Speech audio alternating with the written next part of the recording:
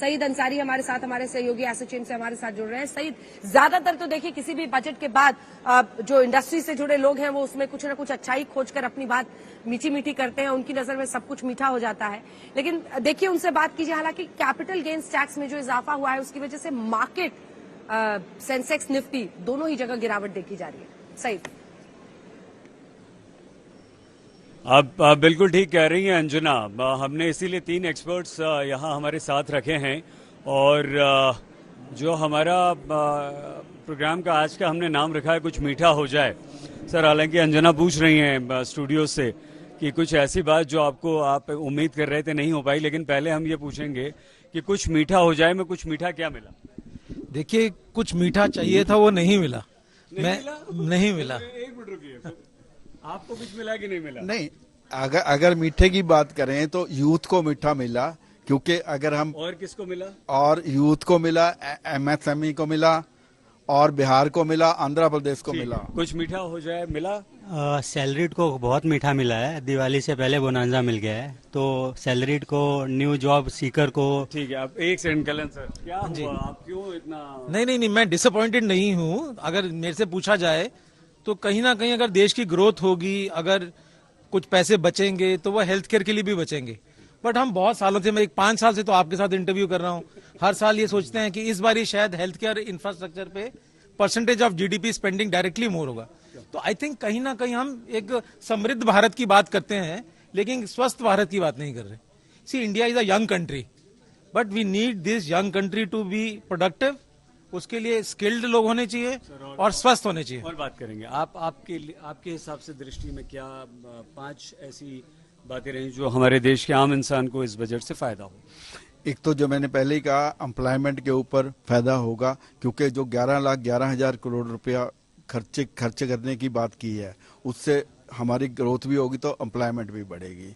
दूसरा है जो एम्प्लॉय को डायरेक्ट बेनिफिट दिया है 5,000 टैक्स का भी दिया, नहीं एम्प्लॉय को एक बेनिफिट और दिया है कि अगर फर्स्ट एम्प्लॉय और जो फर्स्ट एम्प्लॉय और एडिशनल एम्प्लॉयमेंट के ऊपर उनको डायरेक्ट बेनिफिट दिए गए हैं, एम्प्लॉयर को भी एम्प्लॉय को भी, उसका क्लियरली बेनिफिट आएगा।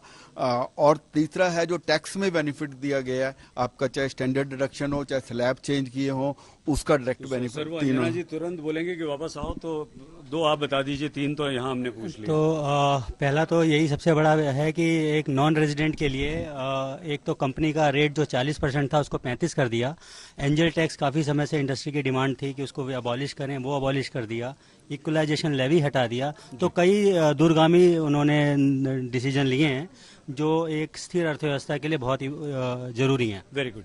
हेल्थ केयर में सर आप क्या एक्सपेक्ट कर रहे हैं? देखो, हम ये चाह रहे थे कि मेडिकल इक्विपमेंट पे, हालांकि कुछ कैंसर ड्रग्स पे, मेडिकल इक्विपमेंट स्पेशली रेडियोलॉजी के इक्विपमेंट पे कुछ डिस्काउंट दिया गया है, कुछ इंसेंटिव्स दिए गए हैं, बट और बहुत सारा इक्विपमेंट हमारे देश को आज चाहिए in terms of providing the best technology that is available in the world. और वो प्राइवेट सेक्टर तभी उसको ले पाएगा अगर कहीं ना कहीं उसको टैक्स इंसेंटिव्स मिलेंगे। ये बजट जो है it's going to make actually appropriate for new India. It's a strong budget which will go a long way. हम लोग एमएसएमईज के लिए जो इन्होंने क्रेडिट फाइनेंसिंग की बात की है, एमएसएमईज के लिए जो इन्होंने क्रेडिट लिमिट्स को आगे बढ़ाया, that will go a long वे।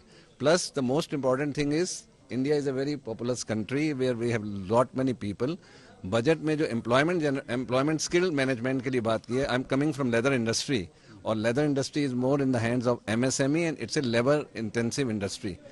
इस बजट के अंदर स्किल डेवलपमेंट के ऊपर काफी बड़ा जोर दिया गया है, प्लेसमेंट्स पे काफी जोर दिया गया है, और लोगों को स्किल करने के साथ ही इंडिया से हम लोग बहुत बड़ा ज्यादा प्रोडक्शन कर सकते हैं अगर हमारे पास स्किल मैन पावर। आप सबका बहुत धन्यवाद, क्योंकि देखिए हम लगातार यहाँ हम बाहर ही आ गए आपके पास। बताइए क्या मिला आपको बजट से, किस बात से खुश हैं? 10 में से कितने नंबर देंगे? देखिए, इंफ्रास्ट्रक्चर की बात करें तो हम 10 में से 9 दे देंगे, बिकॉज इंफ्रा को लेके बहुत सारा पूछ रहा है।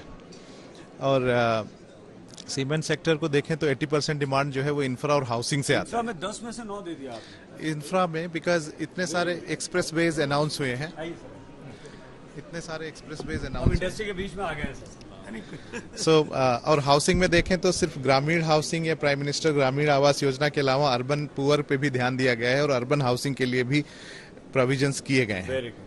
It's a balancing budget sir.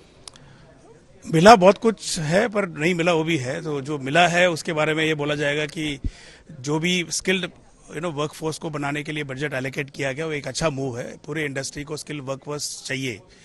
पर इंश्योरेंस सेक्टर जो जिस सेक्टर को मैं रिप्रेजेंट करता हूं वहां पर मुझे लगता था कि कुछ उम्मीदें थी और कई सालों से उम्मीदें हैं। आज इंडिया में अगर इंश्योरेंस फॉर ऑल करना है, हेल्थ इंश्योरेंस सेक्टर में कोई इंसेंटिव मुझे जो मिक्स्ड इस बजट में रिएक्शंस नहीं वहां दिखा से आ है। रहे हैं एसोचैम से, अगर वो आप आपने दिखा दिया हमें।